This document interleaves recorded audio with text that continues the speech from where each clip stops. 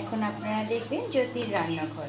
দেখুন আমি এখানে প্রথমেই রেডি করে নিয়েছি বেসন, দিয়ে দেব তার মধ্যে নুন, দিয়ে দেব সামান্য পরিমাণে হলুদ গুঁড়ো, দিয়ে দেব একটু বেশি করে কালো জিরে, দিয়ে দেব সামান্য পরিমাণে বেকিং পাউডার, সামান্য পরিমাণে চিনি, দিয়ে দেব কুচিয়ে রাখা কাঁচা লঙ্কা। আমি এখানে দুটো কাঁচা লঙ্কা নিয়েছি। এইবারে অল্প অল্প করে জল দিয়ে এটা আমি খুব একটা সুন্দর স্মুথ ব্যাটার রেডি করব।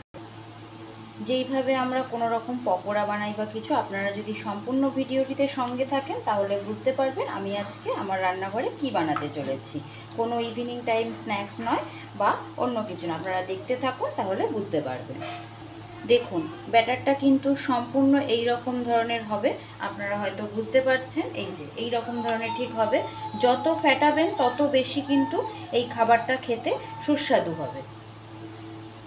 এখানে দেখুন গ্যাসে আমি কড়াই বসিয়ে দিয়েছি, দিয়ে দেব পরিমাণ মতন সাদা তেল।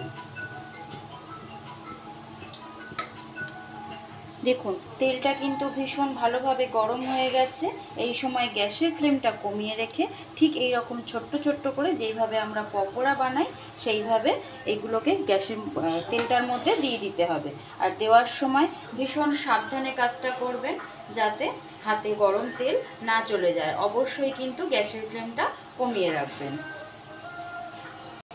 দেখুন আমি সব বড়াগুলোতে দিয়ে দিয়েছি। এবার ধীরে সুস্থে এটা ভাজা হওয়া পর্যন্ত একটু অপেক্ষা করব। দেখুন বড়াগুলো কিন্তু আমি আরও একটা পিঠ উল্টাইনি, তার আগেই কেমন সুন্দর ফুলে উঠেছে। এইবারে এই সময় আমি খুব আস্তে আস্তে বড়াগুলো সব উল্টে দেব যাতে এই পিঠটাও ভাজা হয়ে যায়। দেখুন বড়াগুলো এর থেকে বেশি আমি আর ভাজবো না। এবারে আমি এটা সম্পূর্ণ গ্যাসের ফ্লেমটা কমিয়েই ভেজেছি। দেখুন কত সুন্দর ফোলা ফোলা হয়েছে। এই সময় এগুলো তুলে নিতে হবে। দেখুন তেলটা কমিয়ে দিয়েছি। এর মধ্যে কেটে রাখা এই আলুগুলো একে একে আমি দিয়ে দেব, দিয়ে খুব সুন্দর লাল লাল করে ভেজে নিতে হবে। আলুটা ভাজার সময় আমি এখানে কিছু দেব না, শুধু একদম প্লেন আলুটা লাল করে ভাজবো। দেখুন আলুগুলো আমি গ্যাসের ফ্লেম হিটে রেখে সম্পূর্ণ লাল লাল করে ভেজে নিয়েছি। এবার তেল ঝরিয়ে ভালোভাবে তুলে নেব। তেলটা খুব ভালোভাবে গরম হয়েই আছে। দিয়ে দেব কিছু ফোড়ন। এখানে দিয়েছি আমি শুকনো লঙ্কা, তেজপাতা, আর দিয়েছি গোটা জিরে আর একটু দালচিনি। ফোড়নটা থেকে মিষ্টি একটা গন্ধও বেরিয়েছে। এই সময় এখানে আমি দিয়ে দেব সামান্য পরিমাণে একটু হিং। হিংটা দিয়ে ভাজা যেই হয়ে গেছে একটু নেড়ে নিয়ে এখানে আমি দিয়ে দেব আগের থেকে কেটে রাখা এই টমেটোগুলো। দেখুন টমেটোটা নরম হয়ে গেছে। এই সময় দিয়ে দেব এখানে কিছু মশলা। এখানে আছে আদা বাটা, ধনে জিরের গুঁড়ো, হলুদ গুঁড়ো, কাশ্মীরি লাল লঙ্কার গুঁড়ো। এবার মশলাটা আমি একটু সময় নিয়ে ভেজে নেব। ঝালের জন্য দিয়ে দেব দুটো কাঁচা লঙ্কা, দিয়ে দেব স্বাদ অনুসারে নুন। নুনের স্বাদটা সকলের সমান হয় না, আপনারা আপনাদের স্বাদ অনুসারে দেবেন। তবুও বলে রাখলাম 3 বার করে আমি দিয়েছি, কিন্তু এখানে নুনটা যেহেতু ছোটো চামচে তাই জন্য এটা 2 চামচ পরিমাণে নুনের ব্যবহার আমি করেছি, কেননা বড়াটাতে আমি নুন দিয়ে ভেজেছিলাম। দেখুন সম্পূর্ণ মশলা থেকে তেল ছেড়ে দিয়েছে, কালারটাও ভীষণ সুন্দর হয়েছে। এই সময় দিয়ে দেব এই চামচের আমি নিয়েছি 3 চামচ পরিমাণে টক দই। এই দইটাকে আমি এর সাথে দিয়ে গ্যাসের ফ্লেমটা কিন্তু এই সময় কমিয়ে রেখে খুব ভালোভাবে মিশিয়ে নিতে হবে যতক্ষণ পর্যন্ত সম্পূর্ণ তেলটা না ছাড়ছে। দেখুন মশলাটা কত সুন্দর কষানো হয়েছে, কালারটাও ভালো এসেছে, আর এখানে সব কিছু ঘরোয়া মশলাতেই করা।